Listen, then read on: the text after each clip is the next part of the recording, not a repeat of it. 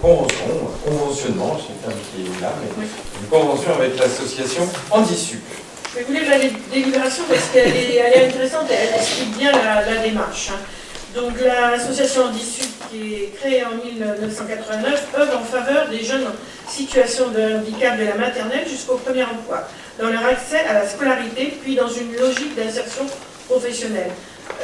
Aussi, en plus de l'accès à la scolarité, ils interviennent aussi dans les centres de loisirs, même dans d'autres secteurs que la scolarité.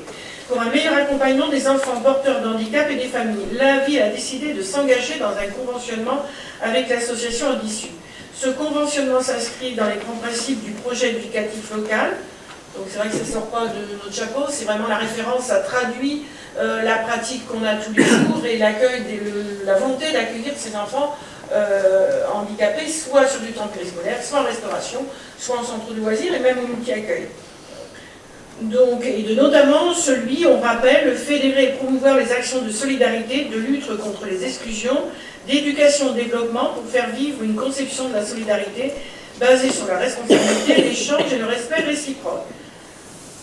Donc, les objectifs visés par ce partenariat sont de favoriser l'accueil des enfants et des jeunes en situation de handicap aux activités culturelles, ludiques, sportives, de loisirs proposées par la ville, notamment dans le cadre des accueils collectifs. De faire monter en compétences, c'est important aussi, les équipes, nos animateurs ne sont pas formés à ces pratiques, à ces techniques, donc on a besoin d'encadrement, de soutien. D'ailleurs, on va encourager les animateurs à se former. De faire monter en compétence les équipes concernées pour leur permettre d'adopter une approche environnementale du handicap afin d'adapter l'intervention des professionnels et l'environnement de l'accueil des enfants, de l'enfant à ses besoins. D'accompagner les familles d'enfants en situation de handicap inscrits auprès de la ville pour faciliter leur démarche et le parcours de leur enfant. C'est effectivement souvent compliqué. Moi j'ai reçu là, avec les équipes une famille et on sent qu'ils sont en grande difficulté, donc il y a besoin de cet accompagnement.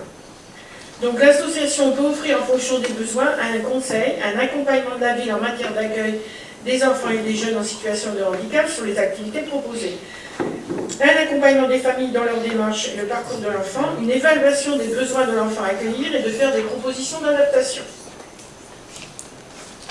Vu l'avis de la commission jeunesse et des solidarités du 18 septembre, je vous propose d'approuver les termes de la convention avec l'association Handisup pour une période de 3 ans. Il n'y a pas de coût immédiat à la demande. Donc l'estimation, ça peut être aussi des conseils gratuits. Oui. Oui, monsieur Zerbi. Bon, Madame Chetard, je crois que notre groupe ne peut qu'à l'unanimité, notre vote vous est bien évidemment acquis, mais je profite un peu de l'occasion pour faire part d'une gêne.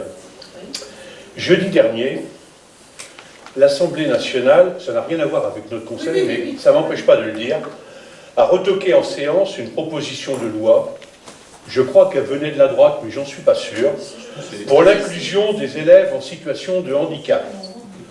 Ce texte prévoyait notamment la création d'un statut unique d'accompagnant à l'inclusion scolaire, mieux rémunéré pour les auxiliaires de vie scolaire, les AVS. On est pile dans votre délibération, c'est pour ça que quand je l'ai lu, j'ai pris un peu de regard, j'ai un profond regret et un profond malaise quand je vois que notre député a voté contre.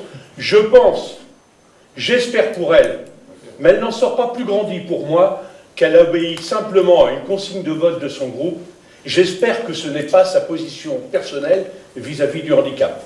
J'ai terminé mon intervention. Je peux vous dire que je suis complètement d'accord avec vous et que moi, sur les réseaux sociaux, je défends bien sûr, je tweete et je défends et je mets en accusation tous les élus honte à eux qui ont refusé de voter ce texte. Enfin, nous, en tous les cas, au niveau de la ville de Gouaille, on fait les efforts selon nos moyens, nos possibilités. Quelquefois, on ne peut pas accueillir comme on veut, mais vraiment, on essaie, toutes les équipes sont sensibilisées. Et je veux dire, on va continuer à faire ce travail-là.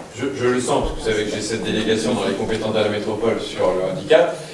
On le voit, on est en contact beaucoup avec les associations en charge du handicap. Il y a une évolution positive de la société, très lente, extrêmement lente, mais quand même positive, et c'est dommage effectivement qu'aujourd'hui le législateur n'accompagne pas ce mouvement pour aller plus vite. Parce qu'il y a un grand besoin d'inclusion. Ce que demandent en fait les personnes, que ce soit les enfants ou les adultes handicapés, ils veulent simplement être inclus dans la vie du quotidien. Ils ne demandent pas plus. Voilà, mais aujourd'hui, il y a encore des réticences. Ouais, oui. Alors, il ne faut quand même pas qu'on oublie de la proposition de Madame Chotard concernant cette convention avec Handisud, qui s'abstient, qui vote contre, adopté à l'unanimité. Le point suivant.